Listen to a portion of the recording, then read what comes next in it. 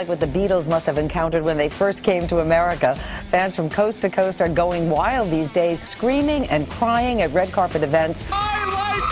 You may be in the Twilight Zone. It's pandemonium. I want you to beg me, Wallet.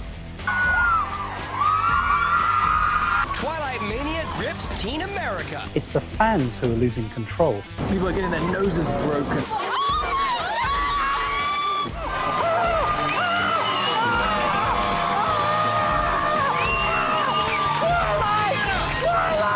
It's funny because since Twilight, I've noticed vampires are getting really big. I would explain Twilight as a story about a quiet, shy girl who moves to a small town. She's really interested in this one guy who is extremely striking and is sort of mysterious in the sense that he doesn't hang out with anybody at the school other than these people that he lives with called the Cullens, his family members. I'd say it has like a Harry Potter feel to it, and it's basically their relationship and the troubles they have, like, because they're not of the same kind. And they fall in love, even though they're not supposed to, and then everything just evolves from there. It's just amazing.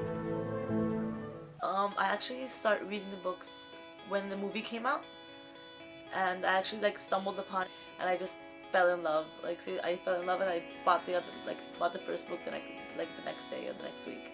I started reading them probably in November. I found it online for free.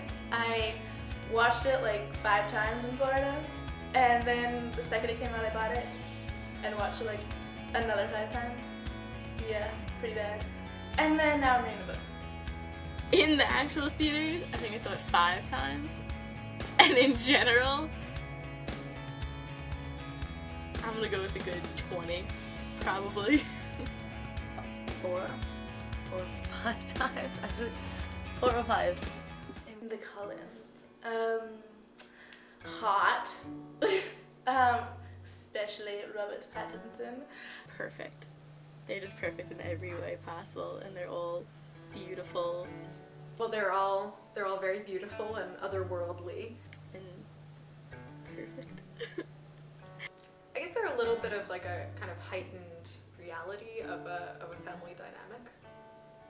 Sort of a fascination with vampires has always been there, but we never really relate vampires to love, and in this movie they make the love between vampire and the man really tangible. They make it almost impossible and real. So I think that's kind of when we fell in love with the fact that we could also maybe be in love with a vampire. I mean, I think there's always a fascination with sort of mythical creatures and kind of fairy tale stories. I mean, I love fairy tales. I don't know. I mean, I don't think I have a fascination with the vampires. I just think it's one particular vampire. I guess because they're not real, so you're automatically drawn to things that you're not used to and that aren't in real life. And just the fact that Edward Cullen is the perfect man, the perfect guy you want, / by the way, it's a really hot vampire. It kind of makes us want it so much more. It's kind of like a you want what you can't have thing. Why are vampires sexy?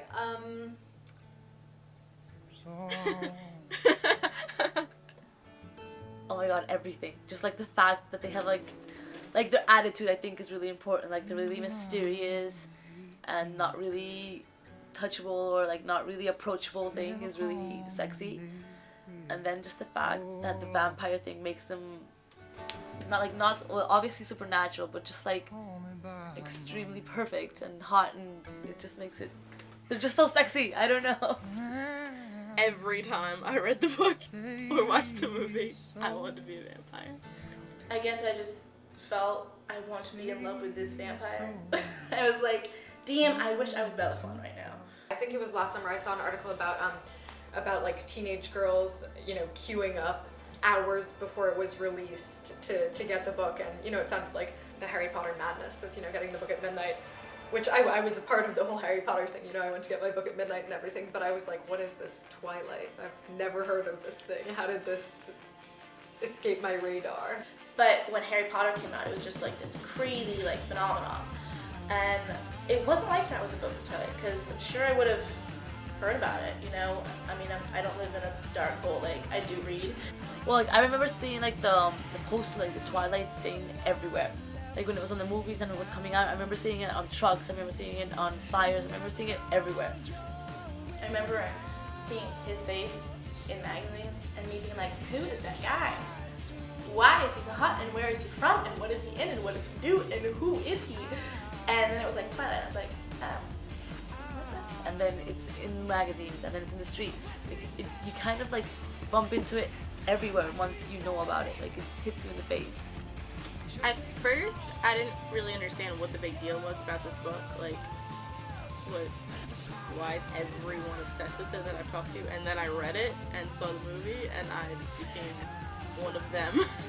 I heard all this hype, you know, I remember when I read that article in the Times, and then I sort of started seeing stuff about it more and more on the internet, you know, in magazines, and I was like, what is this thing? But when I went home, it was like the movie was out, but it was not as big. It was not like this big fan base, like market media about Twilight. Like there was not enough publicity at all. it seems like the media just really wanted to make it a huge deal. I think there's definitely a market for sort of, I guess you could say, cult books. I think it's a pretty well-known thing that, you know, teenage girls are pretty susceptible to, you know, marketing ploys, and they'll, you know, buy anything, read anything. I understand it. Like I understand it because I really liked it, but it's going like way too far. Like I don't understand how fans can be like, I want you to bite me. I tell him that. Like that's like way too big. I don't know, I think that's something that's always gonna happen. I think hype is always gonna happen with something like that. If you're watching this, Robert Pattinson, marry me.